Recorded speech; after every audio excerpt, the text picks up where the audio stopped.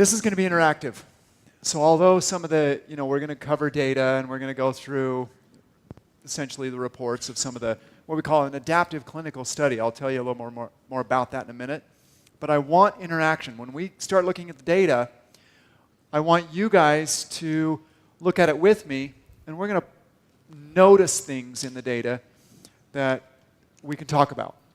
Things that you guys have noticed before, like, has anybody here ever done a fasting glucose test? Yeah, quite a few of you, right? So we'll look at that stuff. Has anybody ever done a glucose tolerance test? Yeah, see, there's some more. Has anybody looked at an NMR lipid profile? Yeah, some of you doing that. So those are the things we're going to be doing today. And I'll tell you, from my interpretation of what's going on, but clearly that's my interpretation, and I want you guys to kind of join in. So this will be interactive, not just Shayne, going at it. So let's starting off. In the past, we're pretty excited about today because for a number of years, we've always wanted to understand how our products work. And you guys have been so wonderful. As I told you, we get a lot of what are called testimonials. And the other name for that in the world is called anecdotal studies, right? That's what they call them. Those have been wonderful. And then a few years back, we started looking at least some basic understanding of products. For example, MORS. If you take MORS, do you see an increase in the blood of specific nutrients, right? So that really validates that the nutrients you're giving are actually becoming available, at least in the blood, right? We did that same thing with vitamin D to show that the liquid D and the capsule D, when you take them, the levels rise in the people taking them. So those are kind of the initial things we've done over the years. Not as in depth, right? They don't tell you as much about how the health of the patient's changing. They just tell you that you're making things available to that patient inside their tissues, right? And hopefully the cells are taking it up. Those are kind of the beginnings of what now we're going to take it to the next level today. And then hopefully you guys will be able to make some suggestions or some leaps to say, here's what we should do next. Because as you learn, you gain information that you just really want to follow up on. But we have to run these tests to get the information we need to make decisions. This, by no way, shape, or form, turns it into the ultimate test. It's just a way for us to study our products, right? So this can still be, you still use the same tools you have, whether it's equipment, the muscle testing, the applied kinesiology, whatever form you use. Those can still absolutely be your first way of understanding your patient or getting with your patient. This is just another way that I need to use so that I can see beyond the symptoms what's happening, because I can't make inferences about it. We did do a little bit of muscle testing, but I needed to see deeper in there. So by looking at the NMR lipids, I needed that, right? Not just what the patient was experiencing or what some of the feedback was, but we needed to see it so that we could move this a step forward. So it's just a way for us to get to this, because I want to be able to present to you guys every time we do this the real data, right? And it's not always going to be great news, right? It's going to be whatever it is for real.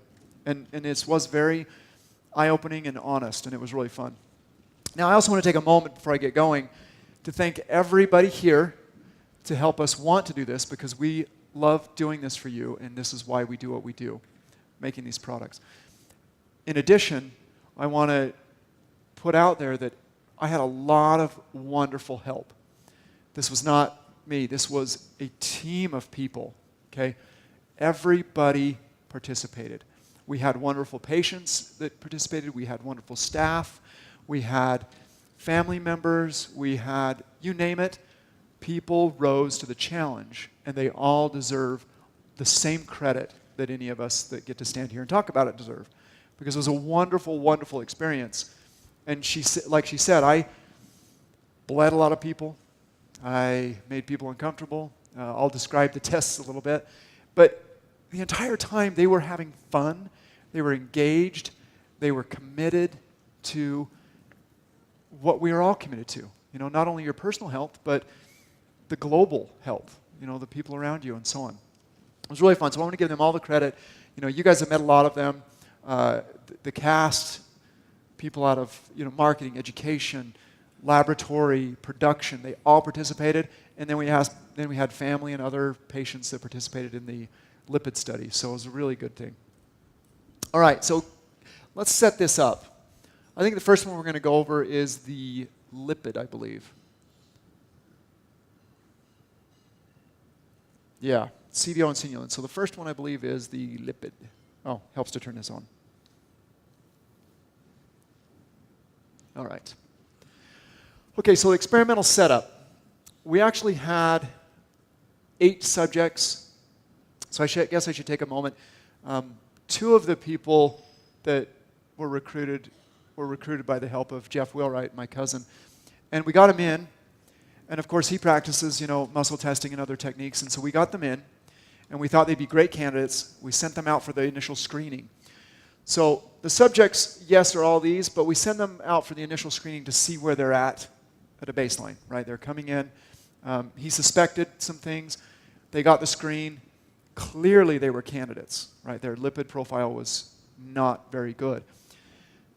But to get them out of this study, what happened is, as we were trying to get their compliance, we learned a few things about what it takes to be a patient. What kind of commitment they have to have and what kind of regimen you put them on. And 2 things happened in this case. One, we don't know why she dropped out. She just had other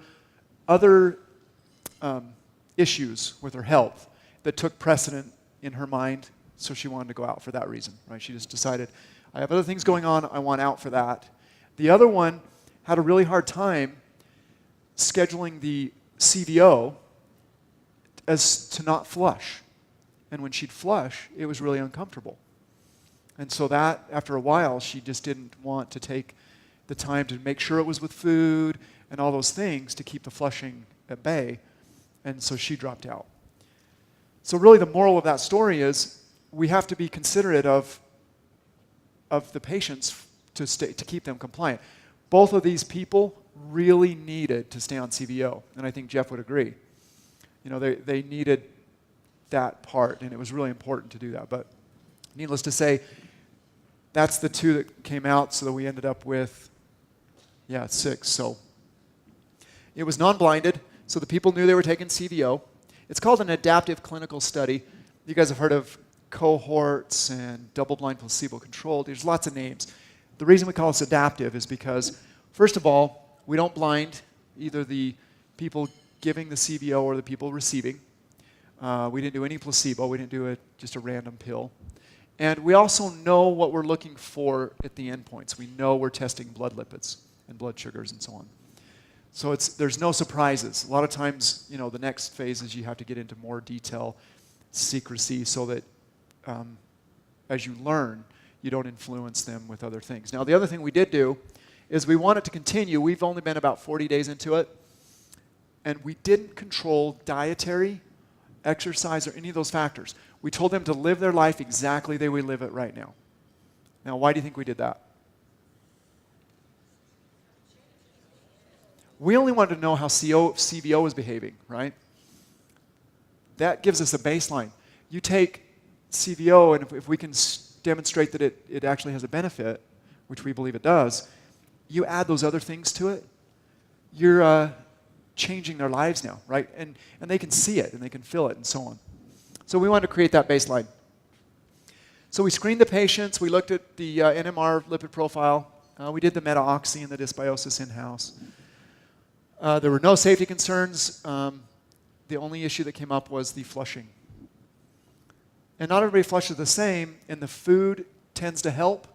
And for whatever reason, there is randomness. We had one participant that could take literally 3 to 4 on an empty stomach and not flush.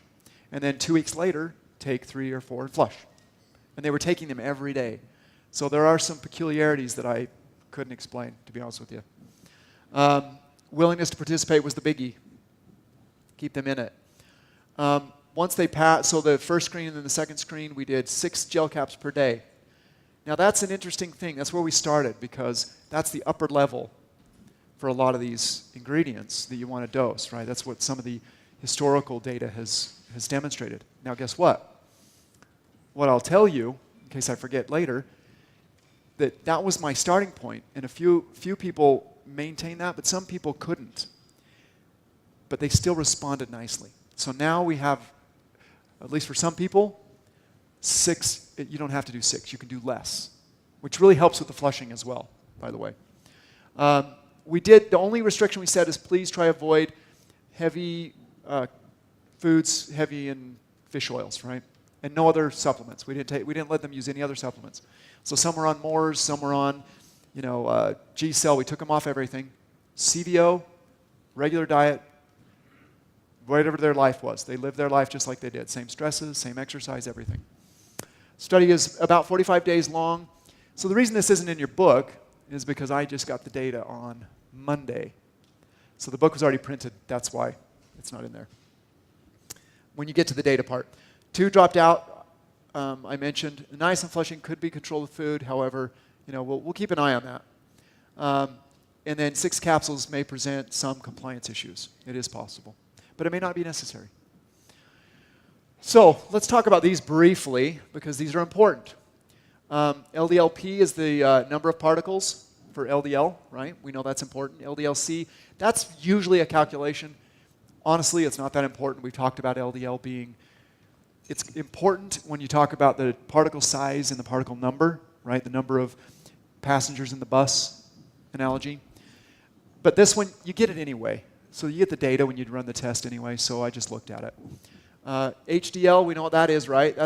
Now, the reason I write the cholesterol carried, because what they're measuring is really the amount of cholesterol those LDL and HDL are carrying in their calculation, because they also carry lipids, right, the triglycerides. So it's really the cholesterol fraction, and it's the way they do the test, which gives us that number. But we like HDL, right? And we certainly like it to be the right size, because that's a good marker. Did I lose my voice? Yeah, and one of the things they measure is this APO1. So whenever you see this, if you guys run any of these tests, there's different ways different laboratories do it. And the reason I put it up here is because the reason they measure this, that's a protein found on HDL that makes HDL HDL. ApoB is found on LDL, so it's when you see those things, don't let it confuse you or create any nervousness. There's a good explanation for those things. And sometimes you can look it up or you can give us a call. These are the small LDLs. So it's the particle that are the small, and they're the more dangerous ones, of course.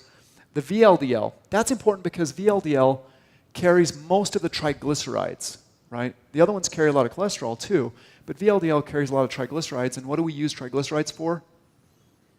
That's our energy, right? That's where we burn fats.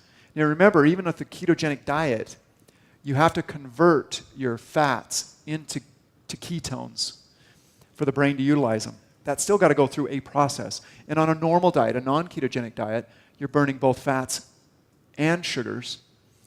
And so when you do burn that, these guys carry all these things to your tissues and back again. And none of these guys are bad guys under normal conditions. I want to remind you, this guy right here, the LDLs, that are small, and they've delivered their cargo. Now remember, LDL is designed to take cargo from the liver out to the tissues. And that cargo is in the form of triglycerides and cholesterol. When it delivers its cargo and goes back to the liver, it's supposed to get reabsorbed. It's supposed to bind a receptor, get reabsorbed, and then remade in a bigger guy and full of cargo. When it delivers its cargo, it shrinks, right? Imagine a bus, the bus analogy again, but it's one of those, what are those instruments called? The accordion bus, thank you. The whole thing's an accordion. So as the people get off the bus, it gradually gets smaller and smaller bus, right? And then when it gets back to the liver, it's now a smaller bus. If it doesn't get reabsorbed by the liver, it starts to circulate again.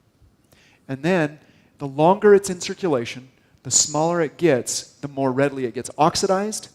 And then because it's small, it buries itself in the endothelial tissue, and hence now we have the beginnings of our coronary artery disease or heart disease. Okay, so it's a process. It's not, but it's a process. So we look at those in this study, VDL size and cargo. It's highly oxidizable, so we do care about the size because the smaller it gets, the more oxidizable it becomes. And that's a phenomenon that's not completely understood, but it is an unfortunate thing that can happen. Now remember, and this is all linked with sugar metabolism as well. Let's see, what else did I... Oh, LDL size, same thing. So that's why LDL is the bad guy in old school thinking, is because every time they'd go look at a plaque, they'd find LDL. It's like the fireman at the fire, right? Just because firemen are at every fire you've ever seen doesn't make them the bad guy. They're there doing something else. Well, LDL, turns out, it can be there, and it wasn't always the bad guy, but once he does get oxidized, he does become a problem for that endothelium, because once that happens, the endothelium then recruits the immune system. Now we have inflammation, and then it disrupts the nitric oxide cycle, right? So that becomes a problem, because now your endothelium is no longer producing nitric oxide, and that leads to a lot of other complications. All right, then ability and size to gather cargo. So you want HDLs to be on the bigger side because they are the ones that carry things back from the tissue back to the liver to be processed.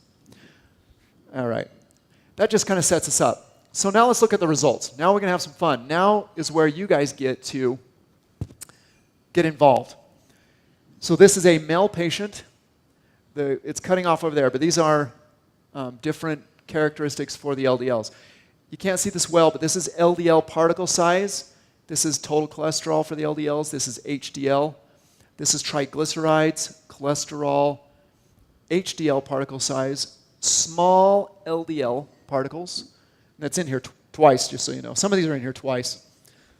Total LDL, VLDL, large, and some of these you can't see, and I have numbers to show you. But what's the first thing you guys notice in this set of data? Some have gone down, haven't they? Okay, so the ones on the left are the initial baseline. The ones on the right are after 40 days of CVO only. So some people responded brilliantly. The patient is male, over 60, and only took anywhere between 3 to 4 a day, and only for a shorter period in the study. They started a little bit later. So this data is only about 30 days worth of CVO. This is what I consider an ideal behaved scenario. They didn't all behave this well, unfortunately, but this is one of our better behaved blood lipid profiles. There are some interesting things though. Total LDL cholesterol didn't change much. Am I worried about that? Not at all, right? That's not a bad thing. You need cholesterol. You need all of those cholesterol molecules. You need the cholesterol sulfate, etc. That wasn't scary. This one changed a lot. I was very happy about that. The particle size shrank a lot. I was happy about that. The only thing that hasn't happened here that I'm hoping will happen through the course of the 90 days is the HDLs didn't increase in size and or number as much as I'd like to see.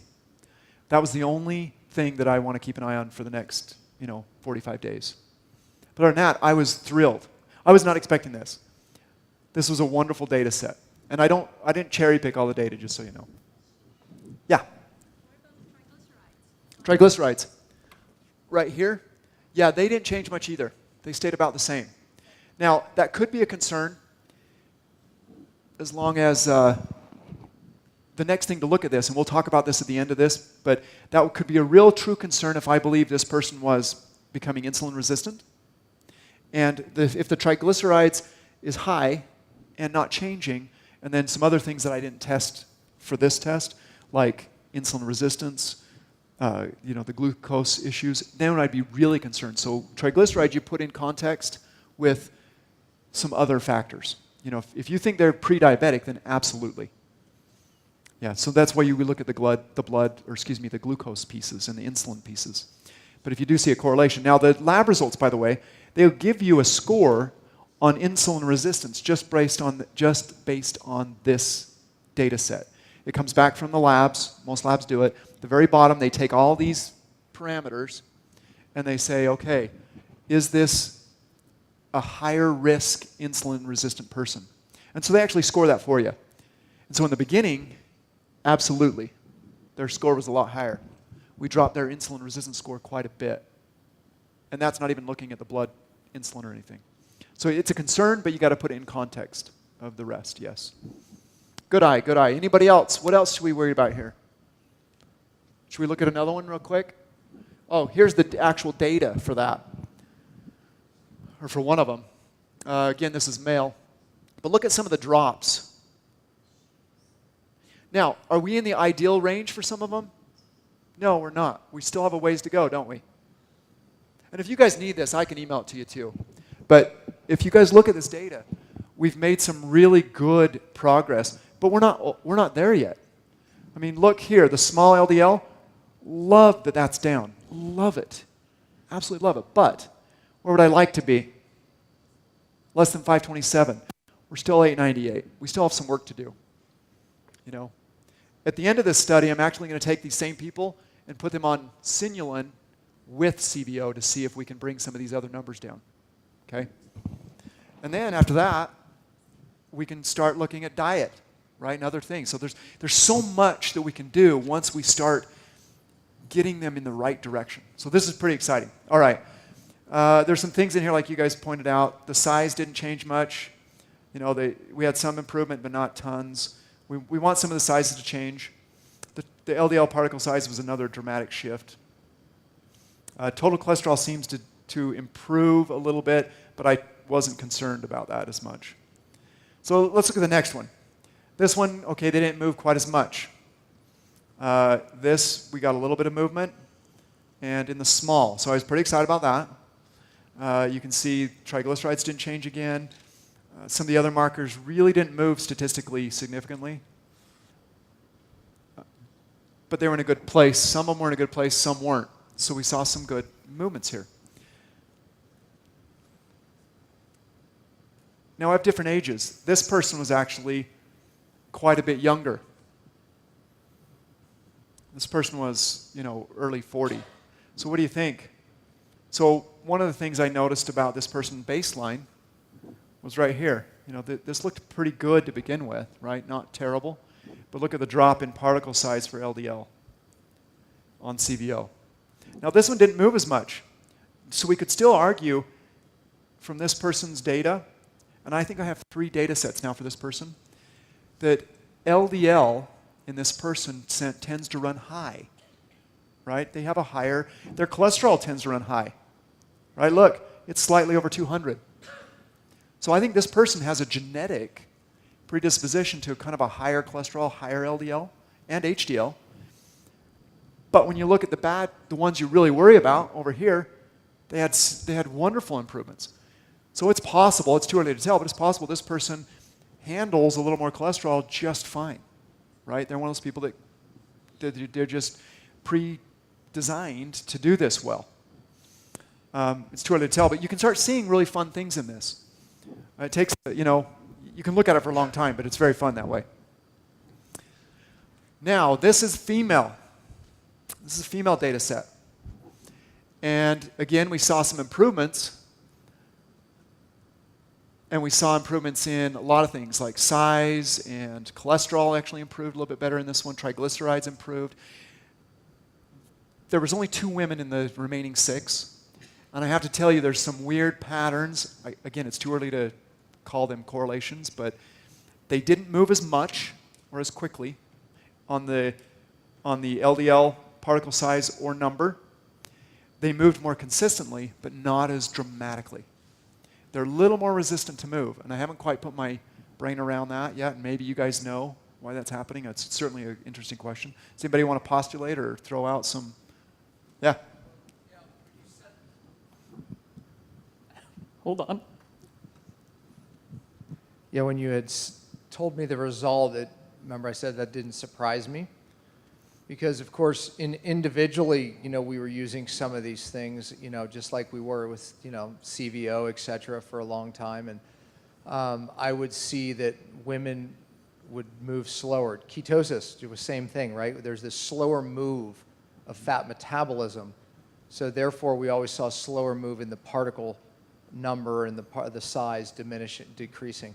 Yep. So I actually, probably a year or so ago, was looking for the answer for that. And I was hard-pressed to really find an answer for that. So, yeah, I mean, so I don't know that you will at this point. I think it's one of those odd mysteries. But clinically, it's exactly what we see even with the diet. Yeah. So. And it's, I want to throw something out there that you guys might have heard about, but I like Dr. Bob, I was looking for something I could tell you guys, a little nugget. The only thing I could figure out is that estrogen benefits LDL. So people that enter menopause, women, their LDL and their HDL and their particles seem to get worse initially, right? So estrogen has some protective effect. Even though it's slower to respond, it does seem to have a protective effect to a level. And it's early, but that's what most of the data suggests, is that menopause clearly changes these numbers in the wrong direction, just so you know. Should we get the mic over here? Where's our micro? Oh. I can't see the lights, I'm kind of blind. So what you just said about the estrogen, I wondered about the age of the test people. Absolutely. They're, menopausal or because when you're having babies, you need cholesterol. And I can also, tell, yeah. I'll let you address, and then I'll ask say my other thing. Okay, so really quickly, the two people that we had, the two women that we kept on the study, one could very possibly be perimenopausal. Actually, in fact, they are.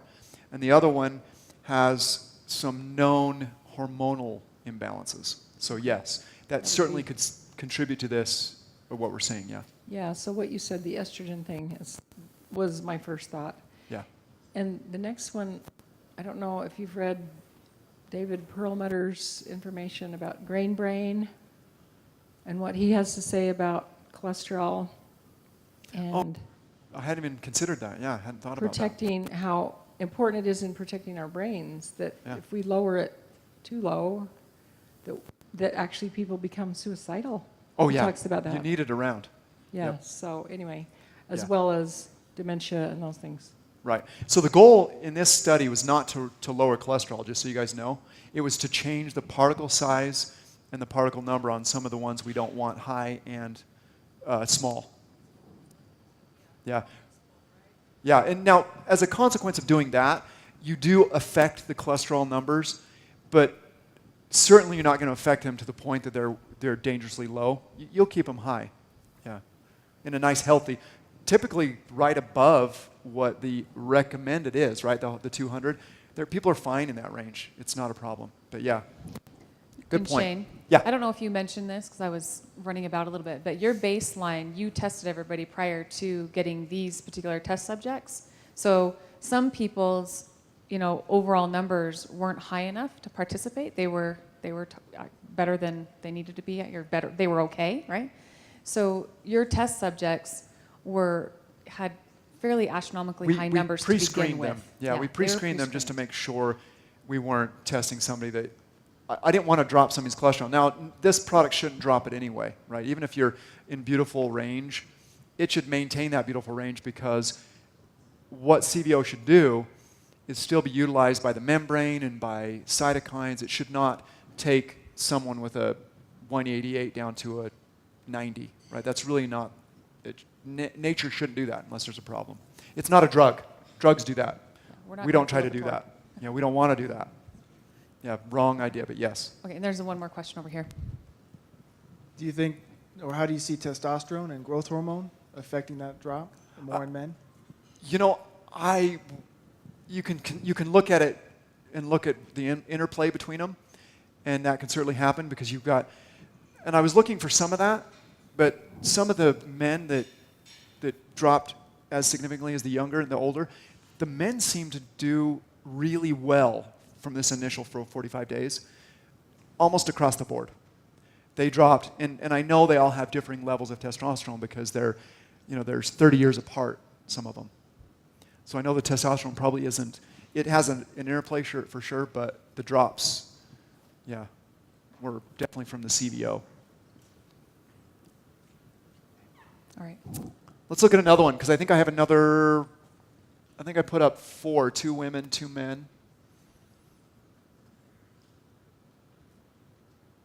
But yeah, this talk is fun. I want you guys to keep doing this, because there's so many things that we don't have the answers to, and you guys will come across this in your own world, in your own practices. And it'd be nice for you to dialogue about it and try to understand a little bit better. There were no more surprises in this one that I can recall.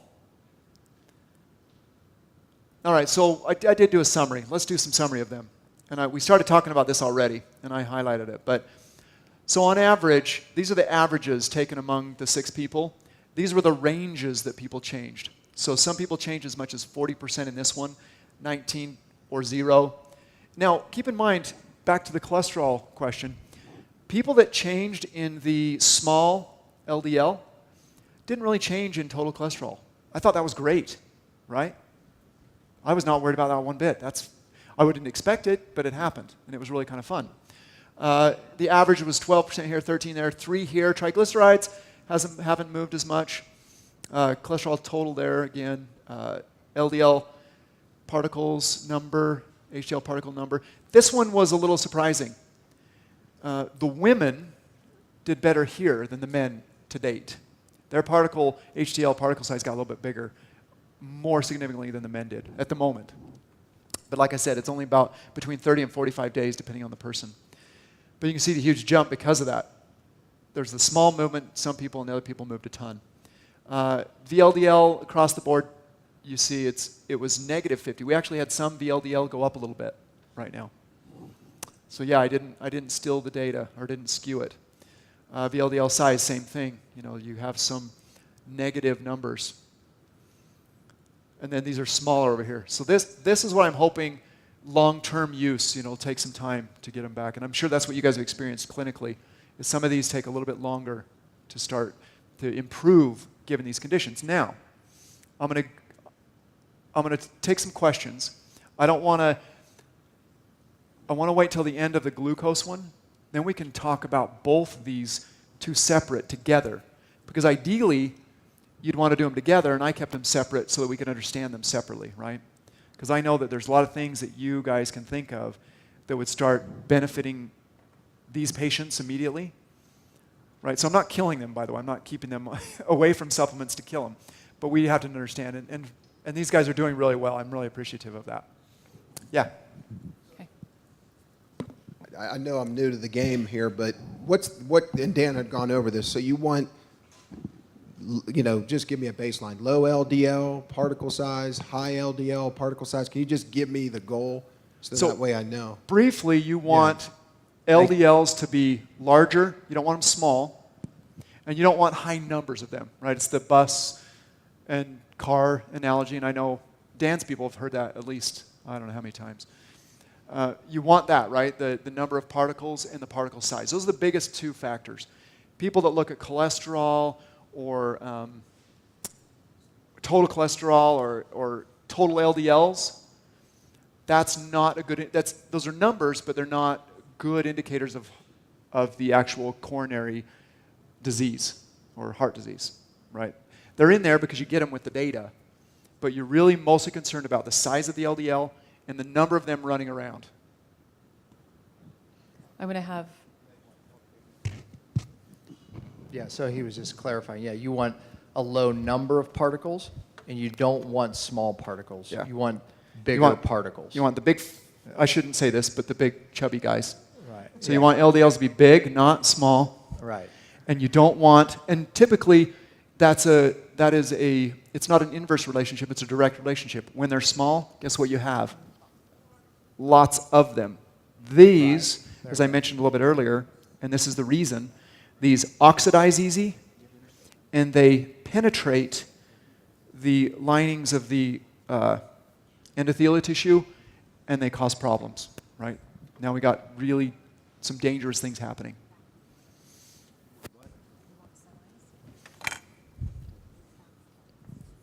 Man, those things are... All right, so let's go through. I'm not sure how I'm doing on time. an hour. I have an hour? Okay, good. Because by the end of this, I want to get through the glucose, and then I want some dialogue. Even if it's amongst yourselves and you just want this to come around the microphone, I really think this Put it back up first. is going to be good. All right, back to my thing. So again, you can see the averages. I really want to see these change a little bit over here because the same thing is true for LDL. You want your HDLs to be a little bit bigger, right? And you want enough of them running around to do their job well. Now remember, they carry cholesterol too, which is why cholesterol is not a good idea. And you need cholesterol for so many things. Making cholesterol sulfate's one of them. Making a lot of your hormones is another. Cholesterol is a brilliant molecule, and we've demonized it like we have firemen at the fire. Now, I did pull this out. We'll continue to watch this, but Dr. Palmer just mentioned they see it, and you guys might see it in your clinic. I wasn't expecting it, but there it is. Those three things did not move as readily with the women.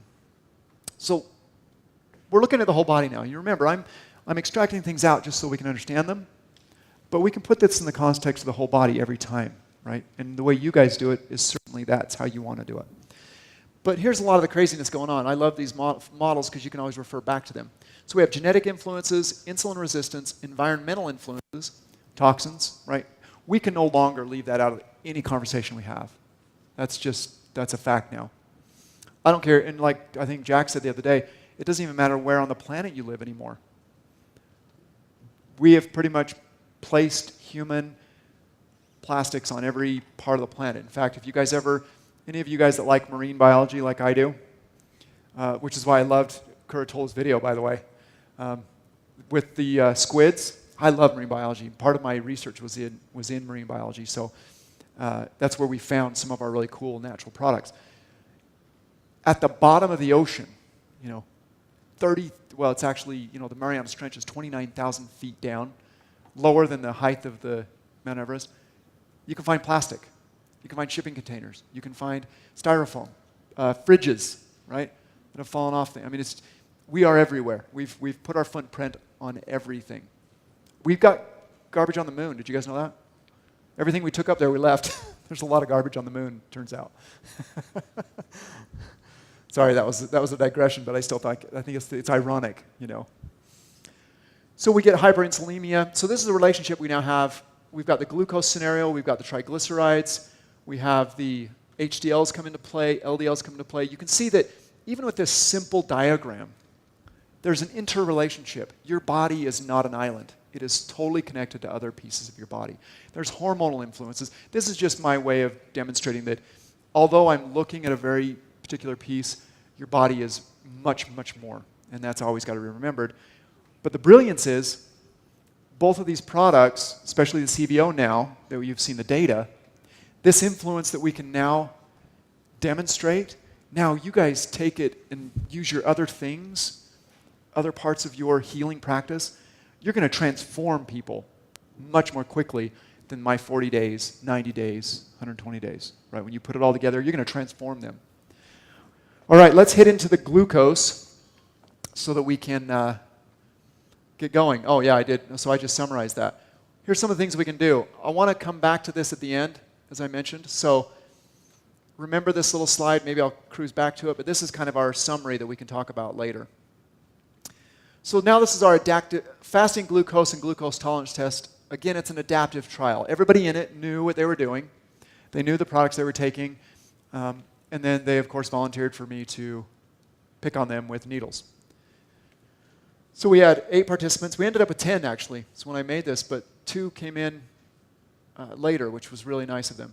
No exclusion criteria. We took any age, gender, weight, known pre-diabetics or not. We did not screen them for pre-diabetes or diabetes.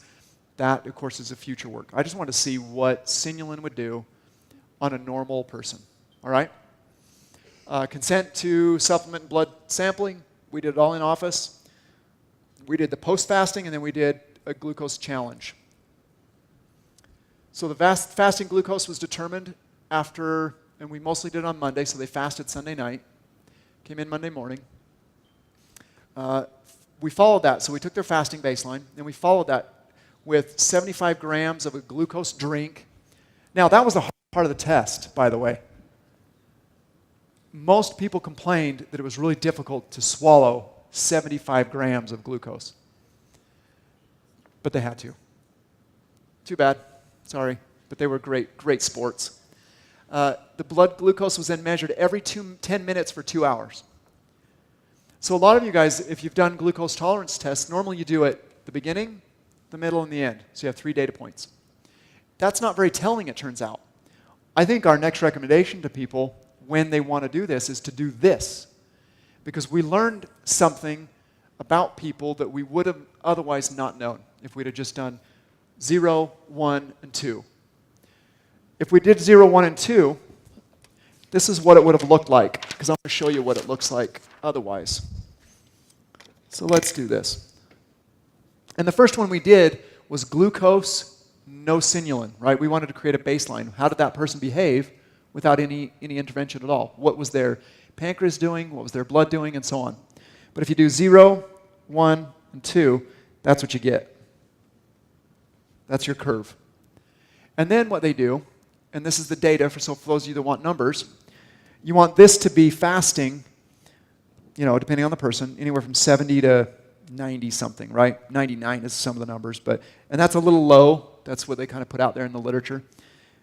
Most people come in around 80 after an overnight fast, healthy people. If you're above 100, you're starting to look pre-diabetic.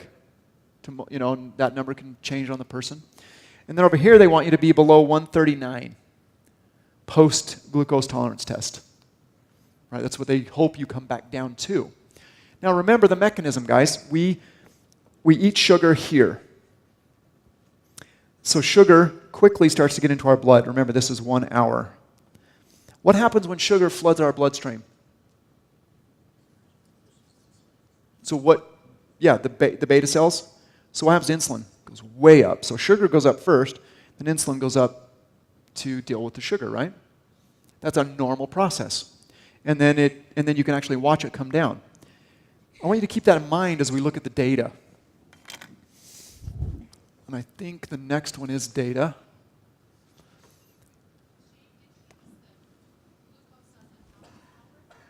The glucose at the top of the hour, no one cares about that. That's measured, and it can peak as high as, in our study, it went anywhere from like 125 to 230, depending on the person. And there is information there. It's just not something that everybody else is really caring about. They cared about this. From what my research on this subject, from just general medicine on diabetes, they care about this one. Now keep in mind, I want to give you a caveat. I'm looking at sugar as a tool to understand how sinulin's behaving. When you're looking at a patient, you want to look at insulin, right? Sugar is just a marker, but it's not the most important, right? I'm using it because I'm trying to understand how a product is working within our bodies. But next time I run these people, I'm going to run insulin and things like that. I'm going to understand them way better than I did just with sugar, right? It's just a quick window, right? It's like the urine test in the office. It's quick, but it certainly isn't telling you everything you need to know. But it is good because I learned way more from it than I ever anticipated. But this peak right here, if you're diabetic, I learned today that people have peaked as high as 1,800. Okay? That's scary. That's just crazy. We had people, the cute thing about the people in the group is they were all looking at each other's stuff, like, hey, I went up to 220, that's ridiculous. What have I got to do? They were like, before the first day was even 10 minutes underway, you had the whole group going, oh, I'm going for a walk. I gotta work, I gotta get myself better already. And it's like, there was nothing wrong with that yet. That's just a data point. But you had everybody going, oh man, I only went up to 120, or everybody was really getting into it. And they were really, for me it was fun to see them taking so much ownership in their health. Everybody in the study loved the idea that they were learning more about themselves and they wanted to improve upon it, right? And they come from all different backgrounds, ages. They were men and women. We had everybody. It was really fun to see. Oh, I got to beat you next time. And some of them did. You'll see in the later part of the data. There's a compliance issue like the CVO. Some people were moderately compliant to taking the pills every day or with every meal. Some were religious. They were like the dream person. And their data reflected it, at least now, so far. Yeah, it was really fun to watch them. You guys would have had a hoot watching them. So the peak is important, going back to your question, but you never hear anything about it. And you also don't hear anything about, let me go back real quick. Did I miss anything? So yeah, on part 2, so the first part was just to understand how their body behaved with the sugar. Part 2 is for 48 hours, short little time window, I gave them Synulin, and then we did it again. 75 grams, and we measured the glucose. And I thought, okay, that's a really short window. If you look at the research, most of these Chinese medicines and Ayurvedic and even chromium, they recommend that you need 15, 30, 45 days to really start impacting those systems, to start getting into the tissue, changing epigenetics, changing the way receptors are being made. I mean, you can see it's a complex deal, so yes, you would imagine that you had to give it some time. So I thought 48 hours, not a very good idea, but let's do it anyway. These guys, their fingers were already sore, so why not? And then part 3, we took the same participants, and then we did a week of Synulin at every meal, and we did that for 7 days, and then we did the fast, and then we did the glucose again. And I thought, well, the 48 probably won't tell me much, but maybe the week will. And then we did the draws. And now I think we're into the data, so that's what we did to them. So look at this. Look at the data. So this is fun. This is one, and I've got a few men, women. Like I said, there's multiple ages. I think this is one of the men. But we've got our first, and then our second, and then our third. So first and second, we do what's called area under the curve, because each data point may or may not reflect, they could vary a little bit, and you wouldn't know. But what area under the curve is, and this is a more important indicator in statistics. Those of you that like mathematics and statistics, you're going to love this. Those of you that don't, just ignore it. But area under the curve is this. How big is this area? Because that's a true indicator of how much glucose went in and how the body treated it. Because I could take these curves, for example. You saw that first one, actually, back on the slide. You saw it kind of did this business, right? And the second one kind of maybe was later. Now, both of these, they look different. You're like, oh, wow, the second one's so much better. The area under the curve might have been identical, right? It's just shifted. It may, whatever reason, it may just have lagged their glucose uptake for some reason, and we can talk about that in a minute.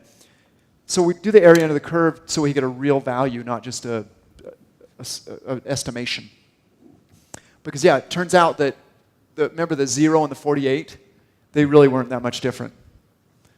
That 48 hours didn't give me any good improvement in their response. Now, the week started to, though, with the week. Now, this guy, look at what happened. He was ketogenic when we started. Look at that.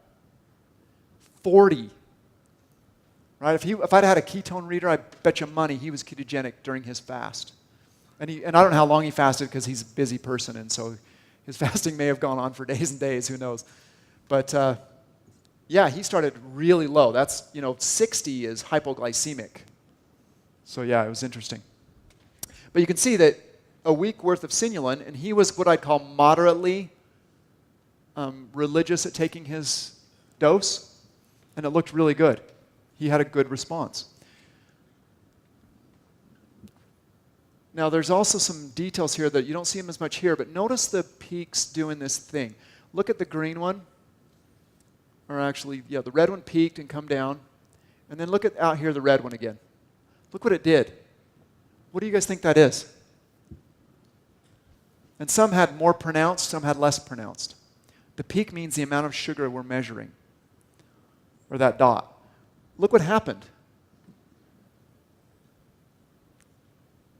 I would call that a second spike.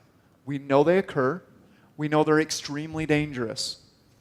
You do not want spikes. You want more of a smooth assimilation of sugar, of glucose. And these secondary spikes mean, in my best estimation, are you've got sugar coming in, insulin coming in after, sugar starting to drop, but because you have so much, sugar reserves, like in the liver, then after your sugar drops, your liver wants to kick out more sugar, and then your insulin comes on again. So you're doing this up and down, and that's dangerous. That's extremely dangerous. For many of the people in this, even if their area under the curve only changed slightly, everybody in the study, their curve smoothed out a little bit. That's a good thing. Even if I can't say that we dropped their sugar by half or their area under the curve, what I can say is it smoothed out the spiking. And we know spiking is dangerous because most of the advanced glycation end products happen during spikes or prolonged spikes. So it's good to keep those spikes down. You want the smoothing out of that, right? So that's another good sign. All right, let's look at somebody else. Oh, look at that one. Okay, so day 1 and 2, look at that. These guys love to spike. Look at that, all the way down, then back up again, and down. And they were going back up again at 2 hours. And they had no sugar, right? So these guys were up and down. This can be, a good piece of data to help them level out. The green one is the last one. Look at that. We got our little spikes, but look how we're leveling it off a little bit. We're bringing it all down so the spikes aren't as dramatic after a week. So kind of fun. These are things that you don't get from the earlier one, or if you were to go into an office, a diabetic clinic, they're going to do 1, 2, 3. You're not going to see that, are you? You're going to see 0, somewhere in the middle, somewhere at the end. You're not going to see that these guys are going up and down throughout the entire 2 hours. That means their insulin went up, their insulin went down, their insulin went up, their insulin went down. That's not a good thing. Imagine the stress that puts on your beta cells, right? And they're getting a signal to turn off and turn on, turn off and turn on. And that was after 1 glass of glucose. That was it. We had nothing else. So yeah, very interesting data. I loved it. It was very fun. This is one of the people. We had 3 people that took their pills religiously, and I have to congratulate them because they were excellent, excellent patients. And look what happened after the week. Can you even believe that? Look how far down it is. And these spikes aren't even that big a deal when you're talking about it went from like 90 to, went from 90 back up to 101. That's not really a spike. That's error. That's in the reader can almost have that. Well, what I can tell you about this particular patient or person is that they're relatively healthy. They're not pre-diabetic, but Synulin is good for good people or healthy people too, right? You don't have to be pre-diabetic or diabetic to enjoy Synulin, right? This is the one piece of data that when Jack and Dr. Pompa, I think you guys were talking about ketogenic diets versus Synulin. This is where it could actually help an athlete or someone that doesn't want their sugars to spike and they're perfectly healthy. I don't want my sugars to spike, so I'm going to start doing this at every meal, right? There was no side effects. None of the 8 people complained, or the 6 that finished. There were no complaints, no issues. The biggest issue was drinking the sugar. That was the worst. That gave people, the jitters and the upset stomach, and there's a lot of sugar. Now, this is 1 week. We're going to continue to do this for you guys, and we're going to get more depth in this so that maybe by our next meeting, the next time you guys come and see us at the intensive, I'll have more for you, more detail, more information, so that we can make better decisions. This was someone that it was the smoothing effect that I was excited about, but we only influenced their area under the curve a little bit. This is an older patient. Their numbers were coming in higher. Look at their beginning points. Okay, so it's too early to tell without looking more deeply at this person, but they have a little bit of the signs of pre, don't they? Based on the 2 data points that I've told you, we have 100 to 150 here, look at that, and then look where we're ending, 100 to 140, right? So we're kind of in that close range. But they are going to be more challenging. I think we're going to have to work harder the further down the path we are to get back. We're going to have to put the energy to go backwards. But, again, the curve smoothed out. They had a much more balanced response to that 75 grams of glucose the final day. Conclusion. So participants were not pre-screened for prediabetes or diabetes yet, still performed brilliantly. That was fun. The area under the curve smooth, even when totals were unchanged. Larger BMI did correlate to a larger AUC. That was consistent. Whoa, that's true. We noticed that based on a lot of the stuff we talked about, people that carry more mass and a little bit more of the adipose tissue in that, their curves were consistently bigger, if that makes any sense. And there's an age factor there too. So age, weight, so the BMI considerations did seem to give those people a larger AUC. Not dramatically, but larger across the board. There wasn't anybody that fell out of that. 7 days test is amazing. It needs to be repeated on a 30-day, and we look at some things like insulin. Let me see what I have next, just in case. So based on this, and based on what you guys have seen about the CVO, let's talk a little bit about it. My next 2 or 3 slides are simply the conditions that we use to classify like metabolic syndrome, and which fall under both of these categories. Metabolic syndrome is when you look at BMI, you look at blood glucose responses, and you look at lipids, right? Those are 3 of the biggest things for metabolic syndrome. But let's talk about what would you guys do now? Maybe I'll cruise through to the end because metabolic syndrome, you guys can have those slides. You can see it, just things you look for in the tests, like the weight, you all do all the BMI, the fasting glucose, etc. I've beat that to death today. And then we'll get back to the fructose fallacy. But looking back at this data, what can we do? We have these 2. Let's imagine now that we have 10 patients. What would you guys do next given the information you have? I personally would love to combine the 2. I'd like to take these people and put them on both formulas simultaneously and do everything again. Because I think there's some interplay between what the lipids are doing and improving. And I think those people that are improving in the lipid world, I would automatically see in the sugar world and vice versa. Because they are different people, by the way. The people in this group, they didn't cross over. I wish I had now that I look back on it. But of course, the people that started in the lipid world had to qualify for the lipids.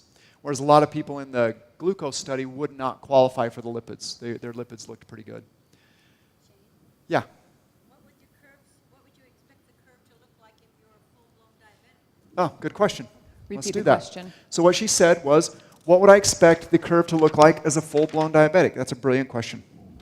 Let us do that. So I'm going to do it in red, because red means danger. Danger, Will Robinson.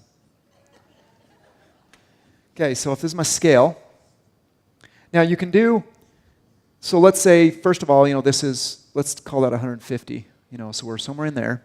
So we're starting out high. First of all, their fasting glucose is high. 80 is relatively normal. And keep in mind, you have to do it more than once, too. We did a lot of baseline with these people because everybody did have a slightly different, depending on the day, it would move a little bit. Not a lot, but a little. But if you're consistently measuring up, between 100 and 150, actually I probably should have 125 right there, too. Okay, there's the first indicator. Then when you give them sugar, you give them that much glucose, you could see this go as high as, I'd say consistently, you're going to be 300. We had people in the 200s. 200, you're looking reasonably okay. Up above that, you're starting getting to pre. And then you're going to see these spikes staying high because their insulin sensitivity is shot, right? They're insulin resistant. So the coming down part is going to be really, really eroded, and they're going to end way higher. They're going to end, in that range again. They're not going to come down to the 80 they need to be down to. And we had a lot of people. The healthiest people in the group came back down to below 80. Right? They actually came down better after because their insulin response was so healthy that they got down to below fasting levels. Because remember, fasting levels is a combination of what they had, getting rid of the sugar they had, and then the glycogen stores, right? So they were keeping enough going to get them through the night, enough sugar to keep them, it's the low-level glycogen out of the liver and turning into glucose. So that's why fasting glucose tends to be slightly higher than after this for the really healthy people, and we had a couple of those in there. But you also worry about so in fasting glucose, you want that. One of the reasons that's dangerous is because that means that your body is really confused at night, right? And diabetics, their fasting glucose does not come down, and sometimes it spikes in the middle of the night. So if sometimes it's like 4 a.m. that it goes up, and they get those weird, or the insulin causes a problem, they wake up. So there's a lot of information here about that, and we didn't have anybody do that. But the curves are just huge, and they don't behave well.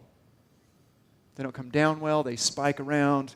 But no one's done this. I can't find anybody that has done every 10 minutes. There's got to be somebody out there, but because we did time points so frequently, in the literature, you're going to find more of this kind of business. You're going to find that, because they measure here, here, and here.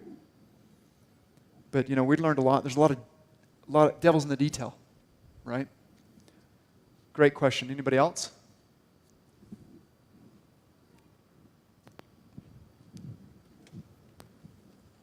Getting my burst training in. Was everyone dosed the same? And also, what do you do about individuals who are diabetic and have been on a prescription drug for a while and are interested in wanting to shift over? You know, my mother's diabetic. We've worked on it. We've done a lot of things holistically. She's been on metformin for 14 years. I'm looking at her, but it's a very small amount, and she hasn't, you know, they told her at 10 years you'll have to be on insulin. But because we've done so much other stuff, she hasn't had to do that yet. But I'm not a physician. I would like to help her. I'm wondering how to approach this situation, you know, with drug interactions. I mean, you know, I don't know. So it's a great, again, you guys need to keep them coming. It's a wonderful question.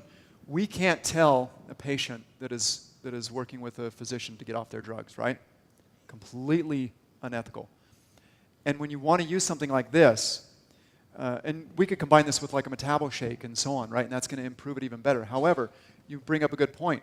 The good news is that if they got on a low level and they haven't had to increase it, but they're worried about the beta cells ultimately giving up, right now they apparently haven't given up.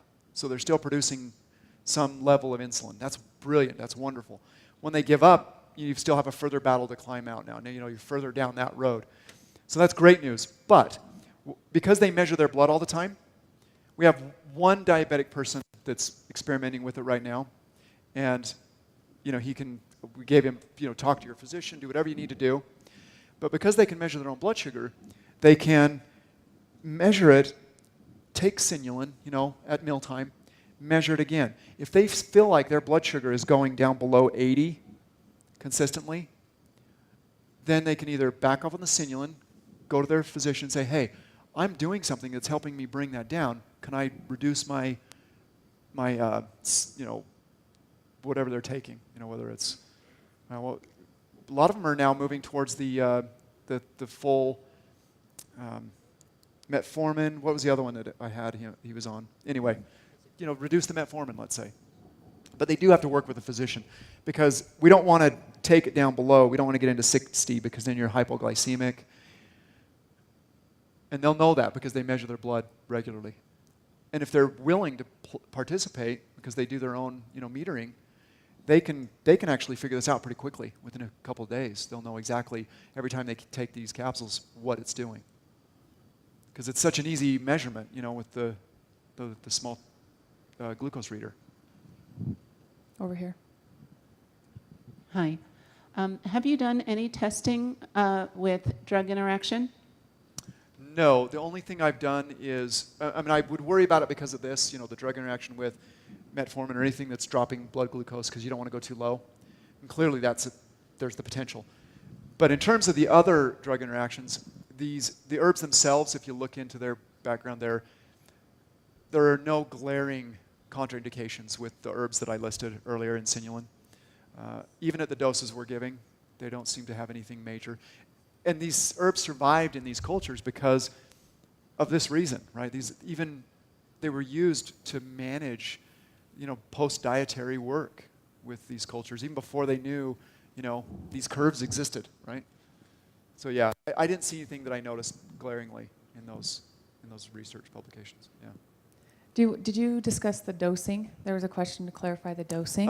Yeah, so I should say, I tried to get them to take 2 capsules at every meal.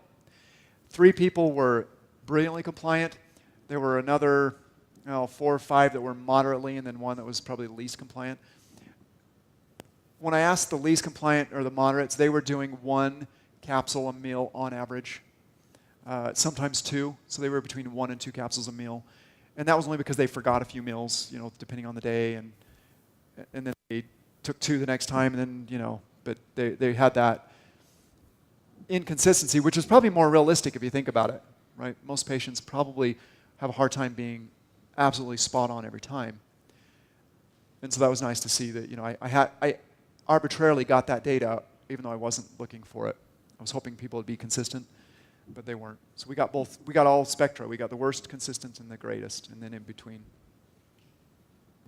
But yeah, great question. If I come across anything that's contraindicated, I'll let you guys know. But so far,